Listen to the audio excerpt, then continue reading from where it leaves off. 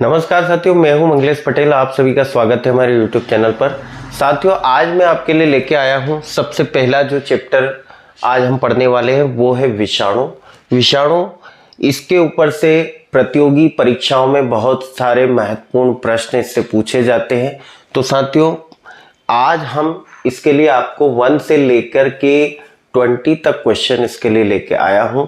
आप लोग इस वीडियो को देखिए और आपको बहुत मजा आने वाला है। साथियों, सबसे पहला जो क्वेश्चन है हमारा वो है वायरस शब्द का सर्वप्रथम प्रयोग किया था। वायरस शब्द का सर्वप्रथम प्रयोग किया गया था तो किसने किया था साथियों? ये किया था बेंजेरिक ने। बेंजेरिक जो था उन्होंने जो है वायरस शब्द का सबसे पहले इन्होंने प्रयोग किया था। अब आ जाते हैं साथियों हम दूसरे क्वेश्चन की ओर। दूसरा जो क्वेश्चन है हमारा, पादप विषाणु सर्वप्रथम क्रिस्टलीकृत किया था। पादप विषाणु सर्वप्रथम क्रिस्टलीकृत किया था तो सबसे पहले जो पादप विषाणु जो क्रिस्टलीकृत किया था वो किया था स्टेनले ने। साथियों, जो स्टेनले है उन्होंने सबसे पहले जो पादप विषाणु है उसको क्रिस्टलीकृत किया था। तीसरा जो क्वेश्चन है साथियों वो है हमारा एड्स के लिए उत्तरदायी विषाणु है। तो एड्स के लिए जो सबसे उत्तरदायी विषाणु है वो क्या हो गया साथियों? यहाँ पर हमारा हो जाएगा रेट्रोवायरस। रेट्रोवायरस जो है इसके लिए रिस्पॉन्सिबल होता है। और साथियों, ये जो एड्स की जो बीमारी होती है वो कौन से जो है विषाणु के कारण होती है तो उसके बारे में भी हम जान लेते हैं। ये जो है वायरस का नाम होता है इसका HIV वायरस। HIV वायरस से जो है ये रोग फैलता है। नेक्स्ट जो क्वेश्चन है वो है वायरस में पाया जाता है। तो वायरस में साथियों क्या पाया जाता है? वायरस में क्या पाया जाता है इसका सही आंसर हम देख लेते हैं। इसका सही आंसर आ जाएगा, वायरस जो है किसका बना होता है? तो वायरस जो है बना होता है प्रोटीन तथा न्यूक्लिक अम्ल का। प्रोटीन तथा न्यूक्लिक अम्ल का जो है वायरस बना होता है। तो अगला जो क्वेश्चन है हमारा वो है वायरस का खोल बना होता है। वायरस जो होता है साथियों, वायरस की संरचना आपने देखी होगी, सभी को पता है कि वायरस जो है प्रोटीन और न्यूक्लिक एसिड को का बना होता है। RNA न्यूक्लिक अम्ल भी हो सकता है और DNA भी इसमें न्यूक्लिक अम्ल के रूप में हो सकता है। तो साथियों, इसमें वायरस का जो कैप्सिड होता है, वायरस का जो कोट होता है वो किसका बना होता है? तो वायरस का जो कोट होता है वो प्रोटीन का बना होता है। प्रोटीन जो है इसमें, प्रोटीन कोट जो है इसमें लेयर के रूप में रहता है। अगले क्वेश्चन की अगर हम बात करें साथियों, अगला जो क्वेश्चन है बैक्टीरियोफेज की खोज की।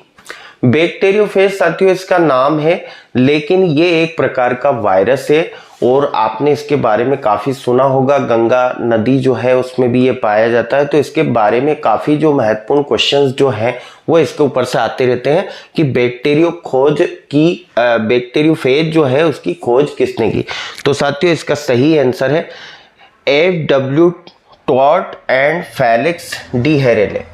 F.W. टॉड और फेलिक्स डी हेरेले, इन्होंने जो है सबसे पहले बैक्टीरियोफेज की खोज की थी। और इसमें जो न्यूक्लिक अम्ल होता है साथियों, न्यूक्लिक अम्ल इसमें RNA नहीं होता है। न्यूक्लिक अम्ल जो है इसमें DNA के फॉर्म में पाया जाता है। ये क्वेश्चन भी इसके ऊपर से आता है कि न्यूक्लिक अम्ल जो है इसमें कौन सा होता है। अगले क्वेश्चन की ओर आ जाते हैं साथियों। अगला जो क्वेश्चन है हमारा उसकी ओर आ जाते हैं, प्रियोन की खोज के लिए नोबेल पुरस्कार किसे मिला? साथियों, ये प्रियोन जो है ये भी एक वायरस का हिस्सा है। इसके अंदर जो है न्यूक्लिक अम्ल नहीं पाया जाता है। प्रियोन के अंदर न्यूक्लिक अम्ल उपस्थित नहीं होता है। ये एक ऐसा वायरस है जो केवल प्रोटीन के फॉर्म में ही उपस्थित होता है, प्रोटीन के फॉर्म में ही ये पाया जाता है। तो इसका जो आंसर देख लेते हैं, प्रूसिनर साइंटिस्ट थे, उन्होंने सबसे पहले जो है प्रियोन की खोज की थी। अगले क्वेश्चन की ओर आ जाते हैं साथियों। विरियन होता है। विरियन क्या होता है? विरियन के बारे में भी आपने सुना होगा। विरियन एक प्रकार का वायरस ही है, लेकिन ये वायरस की अलग से एक फॉर्म होती है। इसमें साथियों न्यूक्लिक अम्ल तो होता है लेकिन प्रोटीन इसमें नहीं पाया जाता है। न्यूक्लियोकैप्सिड जो साथियों होता है, न्यूक्लियोकैप्सिड ही केवल इसके अंदर पाया जाता है। इसके अंदर प्रोटीन आवरण नहीं होता है, इसमें केवल जो है न्यूक्लियोकैप्सिड का ही ये बना होता है। साथियों अगले क्वेश्चन की ओर आ जाते हैं। अगला जो क्वेश्चन है हमारे पास प्रियोन्स में होता है। प्रियोन्स में होता है तो प्रियोन्स में क्या होता है साथियों, प्रियोन्स के बारे में भी अभी हमने एक क्वेश्चन इसके ऊपर पढ़ा था कि नोबेल पुरस्कार इसको किसने दिया गया, तो दिया गया था प्रूसनर को। अब इसमें जो है प्रियोन्स क्या होता है, तो प्रियोन्स जो होता है वो प्रोटीन वाला भाग होता है। वायरस को अगर हम देखें तो उसका जो प्रोटीन होता है उसमें न्यूक्लिक अम्ल नहीं होता है, वो क्या होता है साथियों, प्रियोन्स कहलाता है। नेक्स्ट क्वेश्चन की ओर आ जाते हैं साथियों। अगला जो क्वेश्चन है, इंटरफेरॉन को संश्लेषित किया जाता है। इंटरफेरॉन को संश्लेषित किया जाता है तो इंटरफेरॉन जो साथियों आपको पता ही है कि कैंसर की जो थेरेपी होती है उसमें भी इंटरफेरॉन का यूज किया जाता है। लेकिन यहाँ पर ये जो क्वेश्चन आया है वो उन्होंने पूछा है कि इंटरफेरॉन को संश्लेषित किया जाता है, तो इंटरफेरॉन को संश्लेषित किया जाता है वायरस से, इसको जो है साथियों संश्लेषित किया जाता है। नेक्स्ट जो क्वेश्चन है, एंजाइम्स अनुपस्थित होते हैं। एंजाइम्स किसके अंदर अनुपस्थित होते हैं, तो इसका सही आंसर भी देख लेते हैं। वायरस के अंदर साथियों एंजाइम्स का अभाव होता है, एंजाइम्स इसमें प्रेजेंट नहीं होते हैं। नेक्स्ट जो क्वेश्चन है, हाइड्रोफोबिया किस कारण से होता है। Hydrophobia is caused by, hydrophobia किस कारण से होता है, तो इसका आंसर देख लेते हैं। किसके कारण से होता है, वायरस के कारण से होता है। ये डरने वाली बीमारी है, इसमें लोगों को डर लगने लगता है, लेकिन ये बीमारी फैलती कैसे है, तो ये वायरस के कारण ये बीमारी फैलती है। साथियों अगला जो क्वेश्चन है हमारा, वायरस में प्रक्रिया अनुपस्थित होती है। वायरस में क्या कौन सी जो प्रोसीजर होती है वो एब्सेंट होती है, process absent in viruses is. तो वायरस में जो है ऊर्जा मुक्ति, एनर्जी लिबरेशन जो है इसमें अनुपस्थित होता है। ये जो प्रक्रिया होती है ये वायरस के अंतर पूर्णतः एब्सेंट होती है। नेक्स्ट क्वेश्चन की ओर आ जाते हैं साथियों। रेट्रो वायरस का आनुवांशिक पदार्थ होता है। रेट्रो जो वायरस होता है, रेट्रो वायरस की अभी हमने बात की थी एड्स के लिए, एड्स का जो विषाणु होता है वो रेट्रो वायरस होता है। लेकिन यहाँ पर बात कर रहे हैं कि रेट्रो जो विषाणु होता है उसमें जेनेटिक मटेरियल क्या होता है, तो उसमें जो है एसएसआरएनए यानी कि सिंगल स्टैंडर्ड आरएनए जो होता है वो जो है इसमें जेनेटिक मटेरियल होता है। नेक्स्ट क्वेश्चन की बात करें, साइनोफेजेस की खोज के द्वारा की गई थी। साइनोफेजेस की खोज किसके द्वारा की गई थी, यह हमारा क्वेश्चन बन रहा है यहाँ पर। तो इसका आंसर हम देख लेते हैं साथियों, सेफरमैन तथा मॉरिस। सेफरमैन तथा मॉरिस ने जो है सबसे पहले साइनोफेज की खोज की थी।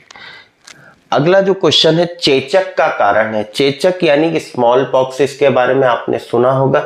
चेचक की जो बीमारी है वो किससे फैलती है, तो चेचक जो है ये किसके द्वारा फैलता है, वेरियोला वायरस के द्वारा फैलता है। बहुत सारे लोगों को ये गलतफहमी हो जाती है कि ये बैक्टीरिया से फैलता है, लेकिन ये जो बीमारी है वो किससे फैलती है, वेरियोला वायरस से फैलती है। अगले क्वेश्चन की ओर आ जाते हैं। साइनोफेज विषाणु है जो आक्रमित करता है। साइनोफेज विषाणु जो है किसको आक्रमित करता है, किसके ऊपर ये अटैक करता है। Cyanophage is a virus that attacks, तो किसके ऊपर अटैक करता है, ये नील हरित शैवाल यानी कि ब्लू ग्रीन एल्गी के अंदर ये क्या करता है, अटैक करता है। नेक्स्ट क्वेश्चन की ओर जाते हैं।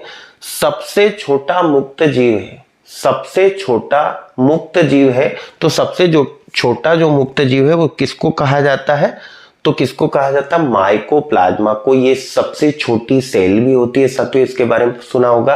और किस में आती है, ये मोनेरा जगत में आती है। इसको जीवाणु के साथ में ही इसको क्या कहा गया है, रखा गया।